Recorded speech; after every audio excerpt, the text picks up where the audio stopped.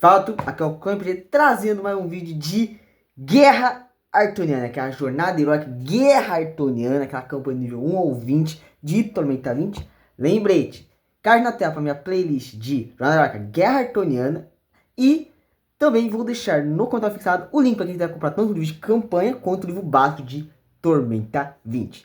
Lembrando, spoiler da campanha inteira, vou spoiler desde a primeira aventura até a última aventura de Guerra Artoniana nestes vídeos. Então esteja avisado. E já vamos começar, né, com a aventura 13B, que é a Batalha de Piontar. Terminando, né, a aventura 13A, que é a Batalha de Norme, com a morte do Cadin pelo famigerado Pirata Espinha, né.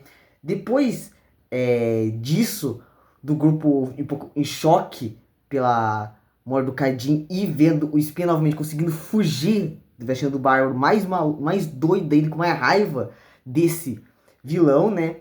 O grupo depois volta para a Norma e depois descobriram que o Hargan fugiu da prisão, investigando, né, a cela do Hargan. Descobriram que tinha deixado 10 Cavaleiros da Luz para proteger o Hargan até ser julgado na prisão.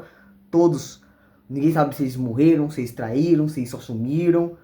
E depois descobriram, né, que quem resgatou o Hargan da prisão, assim, foi um outro purista que vai aparecer lá na aventura de Zakharov, né, o Lorde General Luminar Kennedy Beaufort III, acho que foi o nome dele certo, que aí eu quis também deixar o Hargan pra ser tipo um vilão recorrente, assim, porque no arco 1 tinha a Alissa, e quis deixar o Hargan pra ser o vilão recorrente do arco 2. Após tudo isso, também a galera ficou bastante com raiva do Nobre e também do Sir Allen, né, que já quis deixar o Hargan vivo e conseguiu fugir. E deixar até um aviso, ó. A gente, seus heróis de caixa, suas crianças encheridas, a gente vai atrás das pessoas que vocês amam pra se vingar. Com essa foreshadowing deixado. Depois de tudo isso, o grupo finalmente é recompensado, né, por ter salvado Norm e Rochefaren. Cada um ganha 10 multibars, mais itens mágicos também, dado pelo próprio Sir Allen. O item mágico mais interessante foi do Bárbaro, que ele ganhou uma espada, no caso, um montante cinético que fala, que é o Sir Arthur.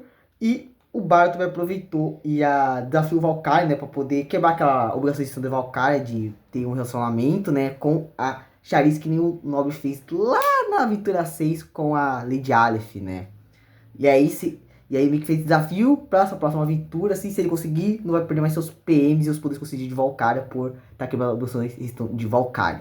Após tudo isso, o grupo então faz tempo entre a aventura. Alguns tentam ir atrás de tentar encontrar um clérigo de teatro para ressuscitar o Cadin. Eles falham miseravelmente eles vão falhar bastante, tá? Para tentar encontrar um clérigo de teatro. Eles vão falhar muito, tanto o Bárbaro quanto o Sátiro. Eles vão falhar muito. E o grupo agora decide que o próximo destino é ir para Namolcar e avisar e ajudar a Namolcar com os puristas para recrutarem eles para a aliança do reinado, né? Eles são informados que para eles voar até a fronteira, assim, o mais rápido possível, e levar a mensagem aos encarregados pela defesa da cidade de Sut Elegard, já que ela faz fronteira com Yuden. E também é conhecida por seus ginetes corredores, que é capaz de espalhar a mensagem por todo o reino e assim ter esse aviso. Nisso o grupo já vai para o período complexo, né, dessa viagem. Cada essa aventura 13 tem esse período complexo da viagem. O primeiro encontro é contra ginetes puristas que estavam caçando goblins, e também tinha uma aventura que estava ajudando esses goblins, que é uma tal de Verônica, que no caso, né, era bem óbvio, eu deixei óbvio, eles sabiam, mas ficou meio com a piada também, não, ela não é, sabe, tinha aquela piada que até fizeram assim no Scooby-Doo do Superman, quando ele coloca o óculos e ele é o Clark Kent, ninguém sabe que o Superman é o Clark Kent. Eu sei, fizeram uma piada dessa no Scooby-Doo, acho que foi num filme, se eu me lembro bem.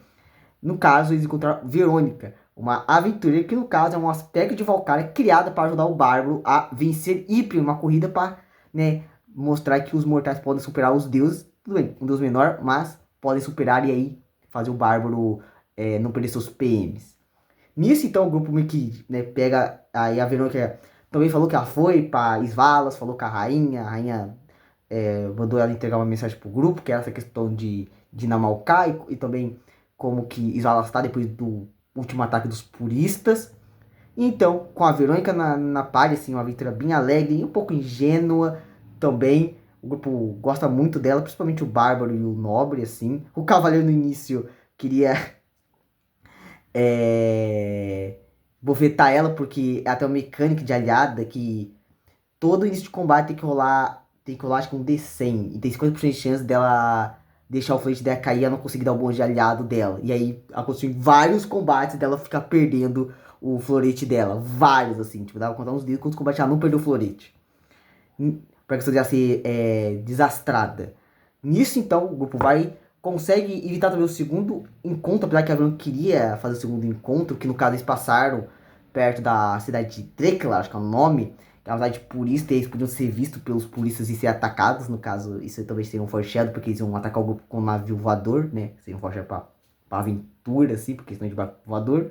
E o último encontro, eles avançam, chegam na Malká, as árvores já ficam cada vez mais raras, riachos dão lugar a córregos ou pequenos açudes e a grama se torna mais verde. O terreno é levante, mais ondulado. O espaço se abre para pradas intermináveis, né? Que chegaram em Namalká. E aí o grupo recupera um D4 PM. Mas calma que as merda, as coisas ruins que acontecem na Namalká vai acontecer pesadamente, mais que em Befeld. Nisso o grupo chega em Sutelegar, o grupo acaba se dividindo, assim, chegam quase de noite, assim, dá pra ver que vai ter uma tempestade de zona, aquelas nuvens negras, assim, e o grupo acaba se dividindo. Um nobre vai falar com o regente ou com os guardas, assim, de Sutelegar, enquanto o restante do grupo vai comprar itens, assim, né, já que chegaram numa cidade nova, e o grupo faz isso, eles chegam numa cidade nova, eles acabam com o estoque de essência de mana e vão pra próxima, eles fazem bastante disso. E nisso, então, o nobre vai falar com o regente de Sutelegar e descobre que é o Nox Kiron, que é aquele mesmo ginete que correu em Svalas lá na corrida, né? Que teve lá no fim da aventura 10, assim. Mas o grupo não teve muito tempo a conversar na cidade, né? O nobre até informa, assim, o Nox, ele avisa que vai mandar, obviamente, os ginetes para avisar todo o reino para se preparar para um possível ataque dos puristas. Mas, como eu falei, não teve tempo, porque quando ele ia dar as ordens para mandar mensageiros para a notícia por todo o reino, a cidade é bombardeada por navios voadores puristas. 2 colossais navios voadores e outros menores que, assim, nessa aventura vão ter 3 navios voadores que são a principal ameaça e outros navios voadores menores que o objetivo é transportar tropas. Como que eles fazem? Botam magos no navio, botam soldados, os soldados pulam do navio com a magia queda suave para não se esporretar no chão, né? Ficar todo ferrado no chão. Enquanto os magos despejam magia de área no chão, cara. E tem os 3 grandes navios voadores. Eles encontram já 2. Que é um que é puxado por hélices e outro que é levado por um dragão das trevas, que é como uma carruagem de ferro.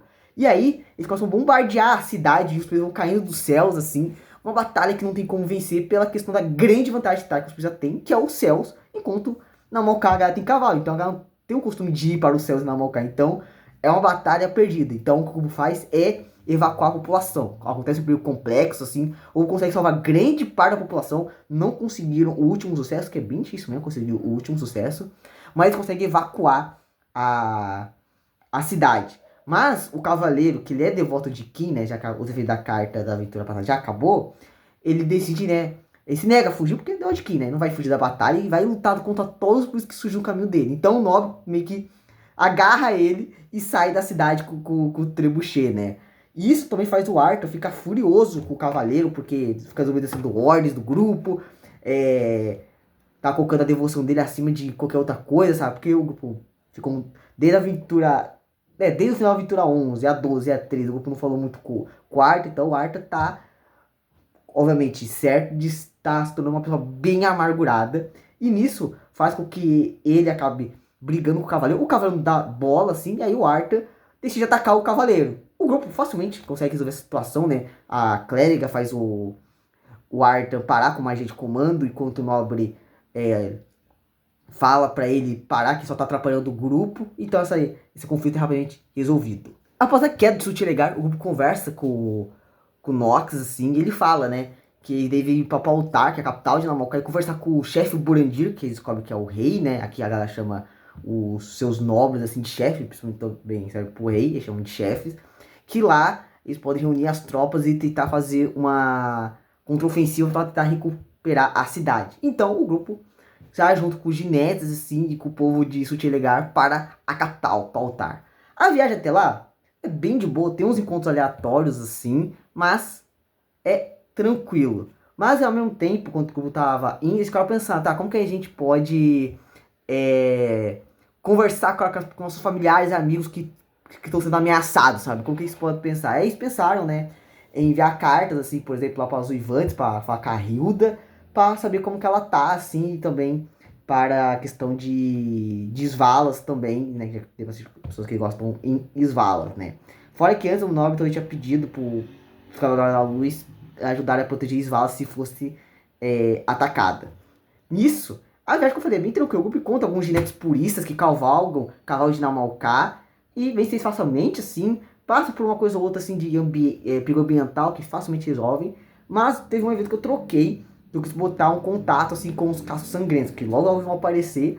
E no caso, eles encontraram, né, corpos de puristas que foram modulados, como parecer um tipo de aviso, assim, por esse tropel, assim, que é um tropel formado só de centauros devotos de Megalock, onde são liderados por um tal de Hark, Cascos Sangrentos, um clérigo devoto de Megalock bem fiel e extremamente violento, assim, que escraviza, que também escraviza e também são canibais. Eu vou falar assim, eita, preula, esses caras aí é barra pesada mesmo. E aí o grupo ficou assim, possivelmente vai encontrar eles. Eles vão. Nisso, então, após o fim da viagem, o grupo chega em Pautar. Mas, novamente, eles já chegaram depois dos Puris. Porque os Puris já chegaram em Pautar e já conquistaram a cidade. Eles já até ancoraram o navio voador principal deles. Um colossal navio voador, assim, que parece mais um dirigível do que um navio, né? O Corvo de Krauser, ancorado na capital, assim. Nisso, o grupo fica sem ideia do que fazer. Alguns pensam em ir atrás, né, pra saber se o rei ainda tá vivo ou não, se foi capturado, como tá a situação da cidade. Ou ir para outro lugar, assim, se reunir para saber o que fazer agora. Nisso, então, o nobre e a clériga decidem se infiltrar na cidade, assim, usando disfarces, magia, etc, para se disfarçar na cidade, enquanto o restante do grupo fica esperando. Tanto que o nobre até tira as magias dele que ele tava usando, assim, porque vai se alguém tem detectar magia e detecta a magia do nobre ou da clériga, né? Então eles se infiltram na cidade, conseguem e descobrem que realmente a cidade é totalmente ocupada, assim, os prédios estão se virando totalmente a cultura local, fazendo os prédios tornarem quartéis, assim. Fora a questão que eles descobrem que a família real foi executada já pelos polícias, tirando o rei Borandir, que ele estava fora da cidade quando os polícias atacaram, então ninguém sabe o paradeiro do rei. E investigando um pouco mais também a cidade, eles vão parar nos parques tranquilos, assim, que é um lugar para cuidar de cavalos velhos. E eles descobrem que os puristas ocuparam aquele lugar e mataram os cavalos velhos e os clérigos que cuidavam do lugar, assim. E o Nobel acaba escutando que um dos clérigos não morreu ainda. Ele tá na pira lá pegando fogo e tá aí agoniando. E ele percebe que não tem como salvar o cara sem ser pego pelos puristas, né? Os puristas saber que tá lá dentro. Então o Nobel acaba poupando, no caso, terminando o sofrimento desse clérigo. Ele até ganha um poder de Alihanna até o fim da aventura, né? Um poder concedido de Alihanna por ter feito esse clérigo de Alihanna ter encerrado o sofrimento dele. Também o grupo vai no templo de Ipion, vê que eles derrubaram a estátua de Ipion, mataram os clérigos de Ipion também. E eles acabam vendo que um clérigo de Ipion morto estava segurando algo muito forte assim na mão, assim, para ninguém pegar. Conseguem se esguiar pelos puristas e pegar o item e descobrem que é uma madeixa do próprio Ipion, um artefato, assim. Um artefato até que interessante, não é muito forte, assim, um acessório de artefato que dá, tipo, acho que mais 5 em atletismo, se eu não bem. Um artefatozinho interessante, né? Após isso, o grupo volta, né? O Nobre e a Clegg informam para o restante do grupo o que aconteceu. E o grupo fica assim, rapaz, os caras sinistro. Assim, os caras estão fazendo isso sem piedade nenhuma. Nisso, também quando o grupo vai descansar para pensar o que fazer, já que estava de noite, nisso surge em uma colina, sim, Ipion, o deus menor dos cavalos, o maior corcel de Arton surge. E o grupo consegue entender que ele tá me convidando o grupo para uma corrida. Os Nets, né, de Namoká, como respeitam muito, idolatram e devotam a Ipion, já montam seus cavalos e saem correndo atrás de Ipion. E acontece uma corrida, né, onde o nobre consegue emparear com o Ipion na corrida. E aí ele até ganha o poder concedido de Ipion, que vai ser muito útil mais pra frente nessa aventura. Mas a Verona tava dando ideias, assim, pro Bar pra ele tentar desafiar a Valkyrie e conseguir algum feito, assim, pra Valkyrie permitir, né, que ele quebre essa obrigação de restrição da Valkyrie sem perder os PM, né, aí não vai ser mais quebra da obrigação de restrição. Dá a ideia de vencer um deus, assim, aí o negócio do Ip, ela incentiva o Bárbaro a vencer a corrida, mas infelizmente o Bárbaro rolou muito mal os dados e acaba perdendo a corrida pro Ip, né, ficando atrás, assim, não conseguindo emparelar ou vencer o Ip na corrida. Então acaba ainda ficando sem seus poderes concedidos de PMs pelo fracasso, que foi bem triste mesmo. Mas o Ippo não queria só correr com o grupo com os outros ginetes, não. O Ippo queria levar eles para uma outra cidade, Ipiontar, uma cidade pequena ainda. No caso, uma cidade grande, né? No caso, só que na época não apareceu nos mapas, assim, de Arton, que ainda não foi ocupada pelos puristas. A vida lá tá bem normal ainda. Chegando em Ipiontar, o grupo vai na cidade, pergunta como tá as coisas, assim, a galera fala que tá normal, assim, sabe dos ataques puristas, eles também encontram no centro da cidade um emaranhado, assim, de tendas, assim, investigando mais, descobre que tem alguns ginetes e amazonas que montaram acampamento, assim, em Ipiontar, né? A cidade foi construída porque foi lá onde o Ipion dormiu uma vez, a H construiu a cidade onde o Ipion dormiu, e eles descobrem que o rei Buridir tá na cidade, né?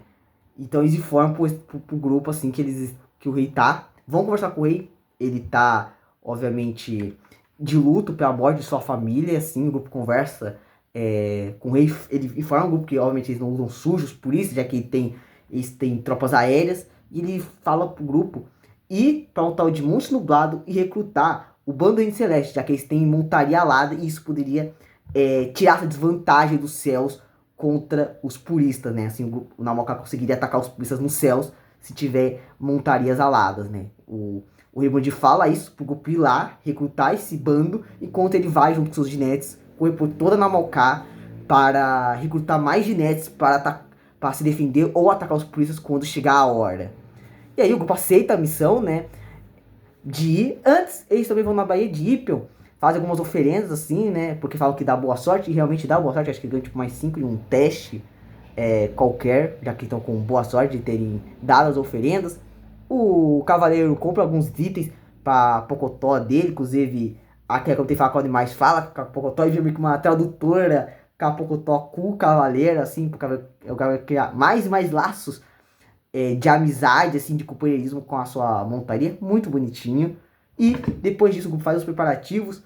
O Nor vai suspeitar que a Verônica possa ser a de Valkyria. Obviamente todo mundo já sabia, mas, né, ficar piada, assim, né, porque a Verônica faz umas coisas estranhas, ela fala um jeito diferente com Valkyria, assim, que o resto do grupo não fala igual, né, porque obviamente ela fala que é uma de Valkyria. E com tudo isso, então, o grupo pega e parte, então, para os Montes Nublados após se prepararem. A viagem para Mudada é tranquila, mas no meio do caminho eles encontram corpos de centauros mortos, assim. Eles investigam e descobrem que eles foram atraídos por algum tipo de armadilha e depois foram atacados dos céus, assim. Nenhum sobrevivente, assim. E depois disso, após ver, né, a questão que os mesmos não estão perdoando ninguém na Malca, estão atacando tudo e todos, vão para os Montes Nublados. Descobre que o Monte Nublado também serviu de certo refúgio para alguns refugiados, assim, de guerra, assim, né, depois dos ataques dos puristas. E aí sabe que esse bando de Celeste é um bando de bandoleiros que montam em grifos e eles vivem nos topos do pico. Como o grupo tem nave de elevador, não é um grande problema, mas a Avião quer escalar um dos montes, aí o cavaleiro e o bardo decidem escalar, e meu Deus, como eles rolaram mal o atletismo, cara. Quase que o cavaleiro despenga totalmente do monte, cara. Meu Deus, eles rolaram muito mal. Mas eles escalam, assim, os montes, eles escolhem, assim, um monte para escalar, não encontram ninguém, assim, e vão indo, assim, vários montes. Vem que o monte tem uns Tengu, conversa com os Tengu, o Nora ameaça prender eles, os Tengu vai embora então, né? Já que viu que os Tengu também são bandoleiros, então eles vão embora. Vem um jogo dançando, né? Que tem uma parte de realmente escalar o monte para descobrir onde está esse bando, assim, né? Tanto decidindo aleatoriamente. Tem uns combates, mas essa parte eu acabei tirando porque eu acho bem sessão de linguiça. Os combates nem são tão desafiadores assim para um grupo de nível 13, sabe? Mas eles então conseguem encontrar um monte onde está o bando Celeste, né? Eles encontram a tal princesa que é aprendida como Zalia Siloheiron. E ela fala que ela é filha bastarda e tem um outro nome, mas eu falo tipo exilada, banida do Borandir. Eu fico assim, ai, Barão Abelard fazendo escola, né? E aí o grupo até tinha falado antes com o Borandir, o Borandir tinha comentado alguma coisa sobre maldição, que é a maldição que a família dele tem, finalmente chegou a eles, né, já que a família dele morreu, né, pelos puristas. Então, o grupo conversa com essa tal Zalia, assim, que é um NPC bem importante pra essa aventura, assim, NPC bem legal, inclusive, eu gosto desse NPC, bem carismática. Conversa, assim, com a Zalia, e ela fala, né, se o pai dela pensa que ela vai perdoar ele depois de ele ter feito tudo que fez com ela e com a mãe, assim, negado as duas, assim, tá muito enganado, mas, obviamente, né, eles têm um inimigo em comum e falam, né, que depois deles ir atrás do Boledir vai ser eles, né, porque eles têm não humanos assim no bando, né, como elfas, meio-elfas e medusas assim no bando. Então ela decide, obviamente, ajudar o grupo com as montarias, já que eles montam em grifos. Grifos que, como comem cavalos de Namorkai, são maiores que os grifos comuns, né? Inclusive tem uma pequena tensão, né? Do grupo achar que os grifos vão querer comer os cavalos, o Trebuchet e a Pocotó, mas eles controlam, assim, a Azai se apresenta, obviamente. Fala também do seu grifo que ela monta, com um grande, quase um enorme grifo, um grifo quase enorme, que é o Kalige.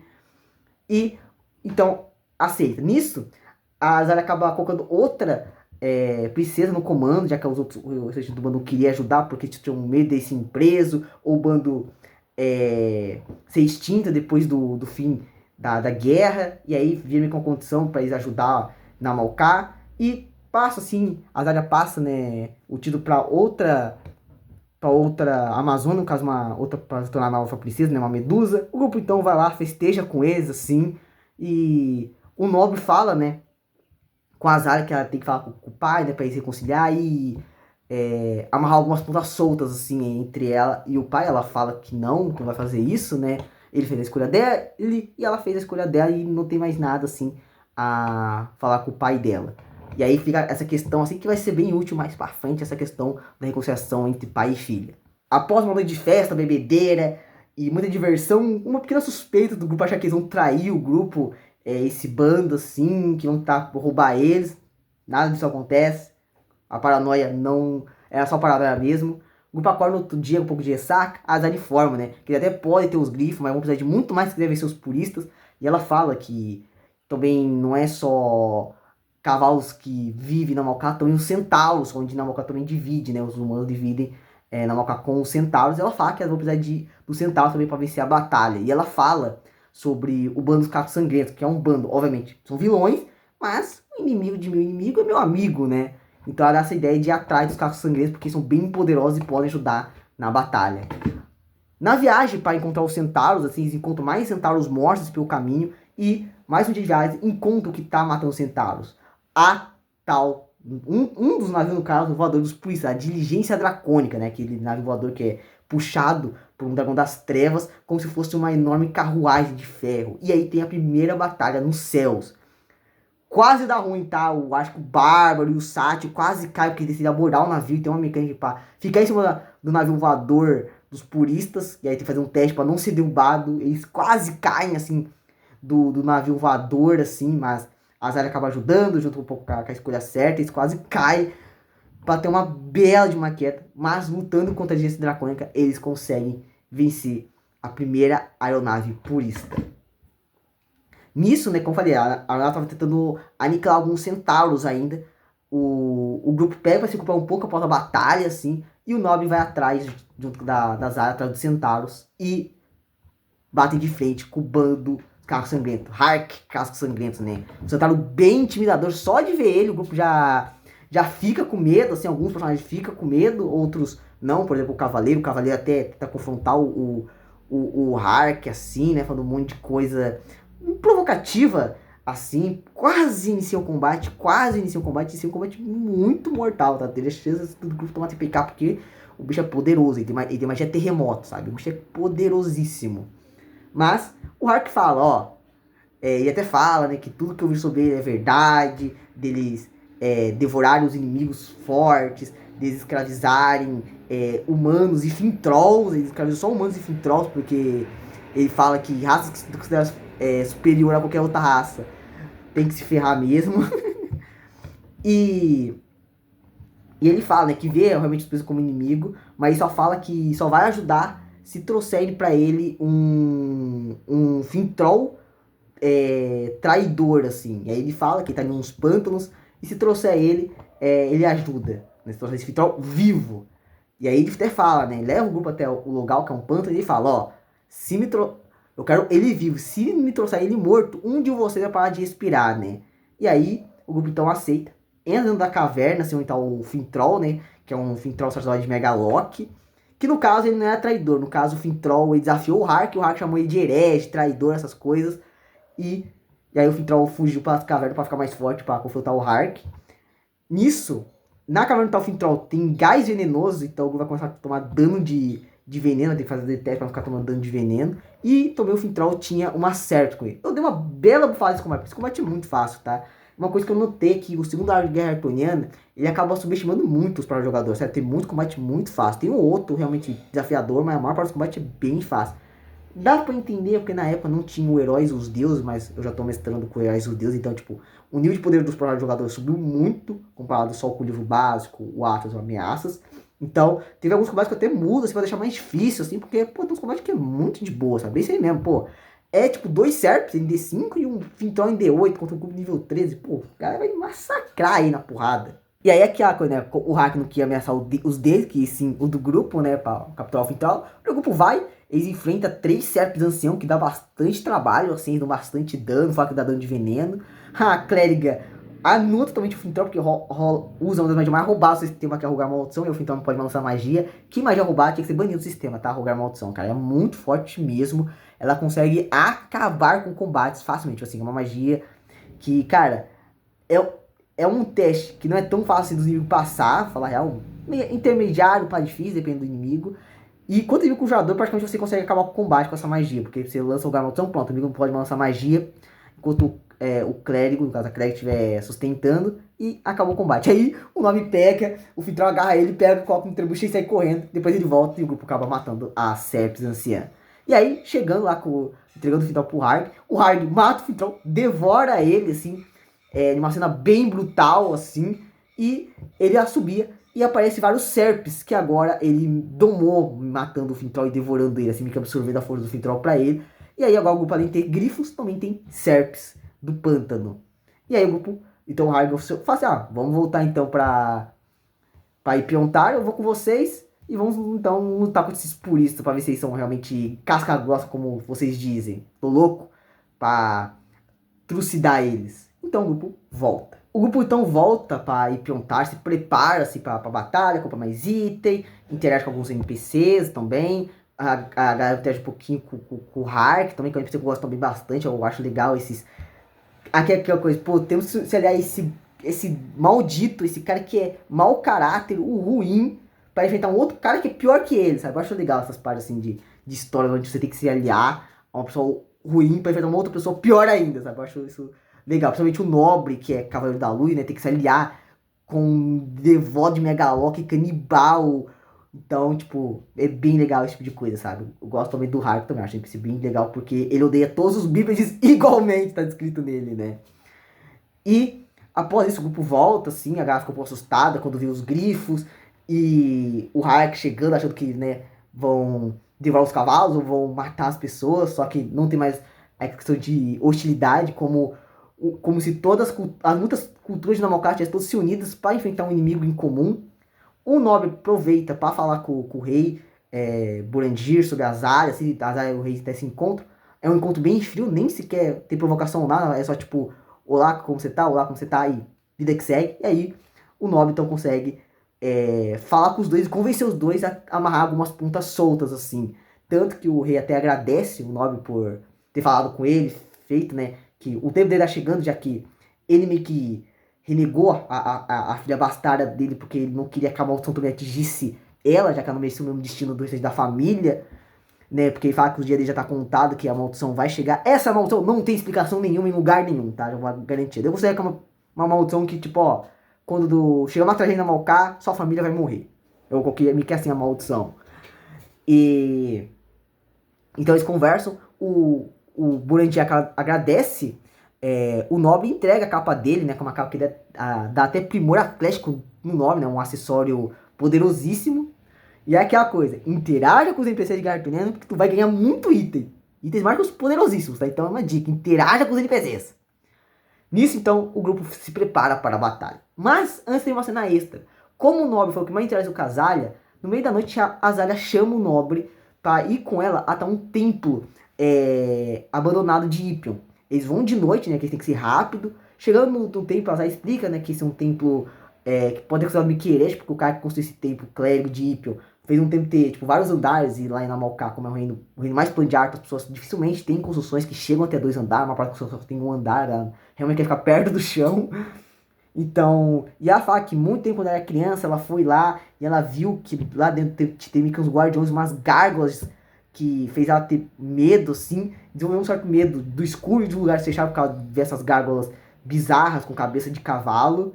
E ela informa isso pro Nob, né? E eles podem também, talvez, recrutar elas para a batalha. Chegando lá, a Azar tá com medo de entrar no templo, o Nob convence ela a entrar junto com ele e ele faz um discurso e consegue convencer, né, as gárgulas a se juntar à batalha. Aí parece uma enorme gárgula com a cabeça de cavalo e fala, né, que estava ali aguardando alguém digno, um herói vir, né, requisitar a ajuda delas e finalmente alguém finalmente chegou. E aí o Nob e a Zarya montam nas gárgulas e partem para o acampamento. Nisso, né, o Nob até fez um teste e percebeu, né, que em Arton tem um costume artoniano de fazer uma última aventura de um grande evento. É uma forma de demonstrar afeto. Aí descobriu que a Zarya tá criando certo...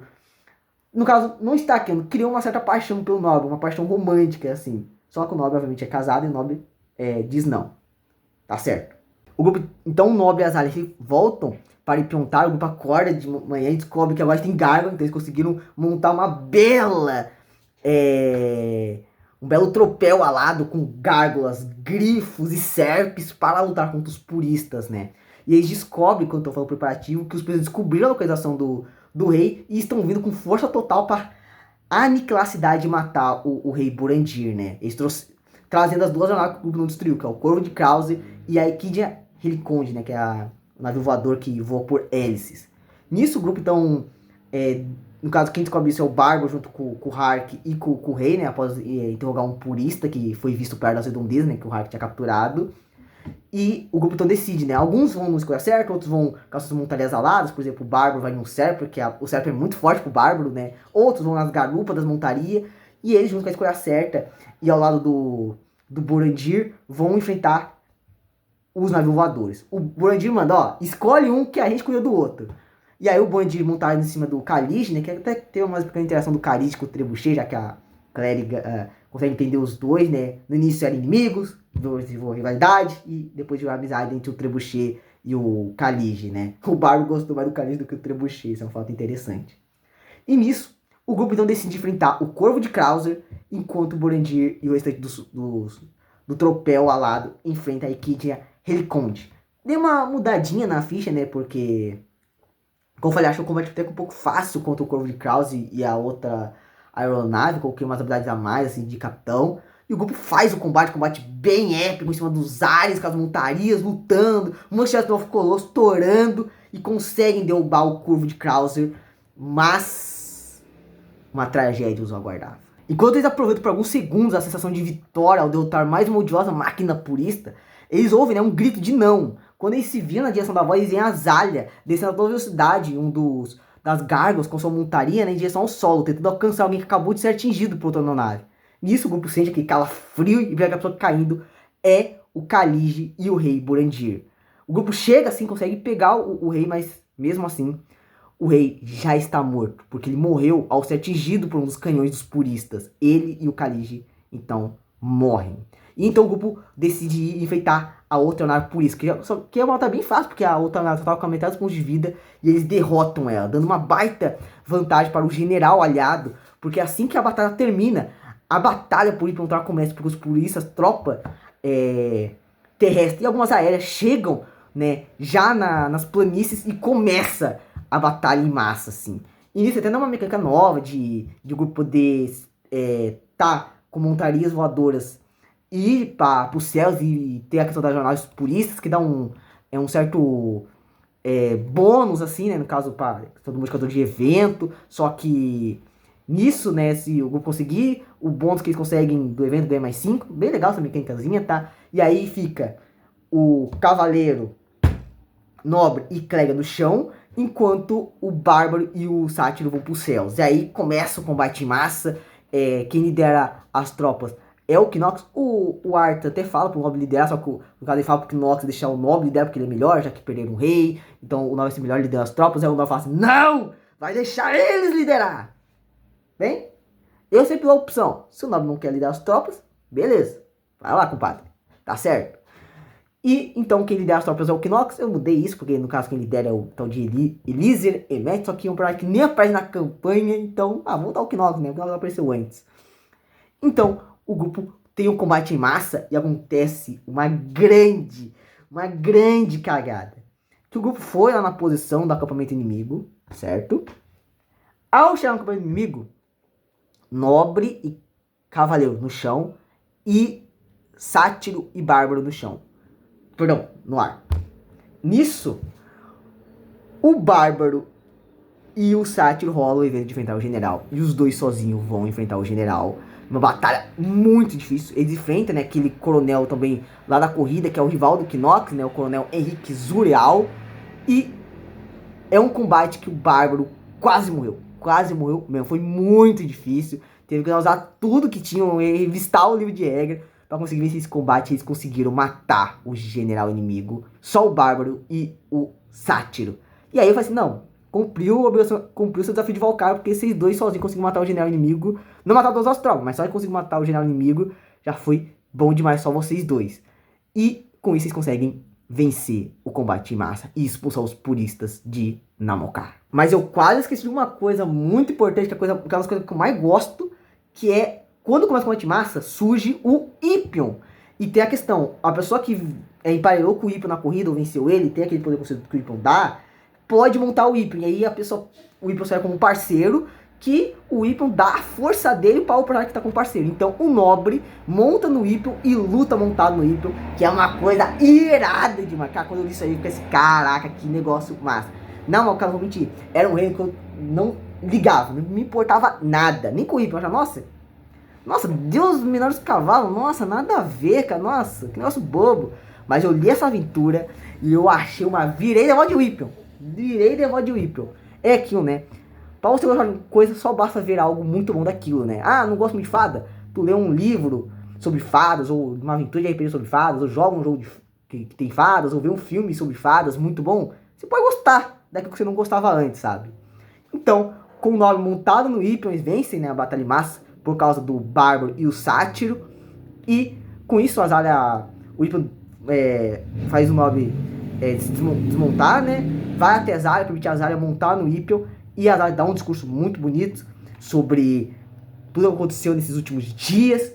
E ela, obviamente, vai se colocar como nova rainha, porque um pré-requisito para ser rei ou rainha de Namokar é montar no Ipion, então ela vai ser a nova rainha. E o grupo também recebe as recompensas. Mas antes, a Verônica parabeniza, né, o Barro por ter conseguido cumprir o desafio lá de Valkyrie, né, ter desafiado a Valkyrie, conseguido cumprir o desafio, mas ela tá começando a desaparecer. Bem o estilo quando o Thanos instalou os dedos e começou a desaparecer a maior parte dos heróis da Marvel, sabe? E aí, o Nobre faz um teste de uma CD que eu nem me lembro, é uma CD muito alta, e consegue convencer a Valkyrie a deixar a Verônica com o grupo, porque, né, ela meio que... o objetivo dela era ajudar o Bárbaro a vencer o Ipion em uma corrida. Não conseguiu, logo ela não seria desaparecida por ser umas pernas, né, que cumpriu a missão, então a missão foi revertida pra, enquanto você estivesse aventurando, você continua existindo Verônica. E aí, eles têm uma nova integrante pros heróis de caixa permanentemente, na teoria, que é a Verônica, porque até pediu pra entrar, né, antes, o Nobre deixou, e aí o Nobre não queria deixar que uma companhia dela fosse levada por um deus, né. E, com isso, terminando, né, a aventura de Namokar. Mas antes, teve uma coisa que eu ri muito, mas eu ri muito quando aconteceu, que o sátiro, ele tinha uma magia chamada aviso, que permite se comunicar com pessoas a muitos e muitos quilômetros. Ele não lembrou dessa magia. Ele podia todo tempo ter mandado essa magia e saber como estava a situação da rapaziada, né, dos familiares e amigos do grupo. Que eu só vou descobrir isso na próxima aventura. Que aventura longa, mas uma das aventuras preferidas de Gartúnia, sério. A aventura de Namokar, né, a batalha de Piontar, junto com a aventura 5, são das aventuras favoritas de Gartúnia, sério. Que aventura massa! Muito massa, cara, essa aventura. Sério, da hora demais a aventura de Namokar, sério. Muito da hora mesmo. E bem, é isso, galera. Comente aí.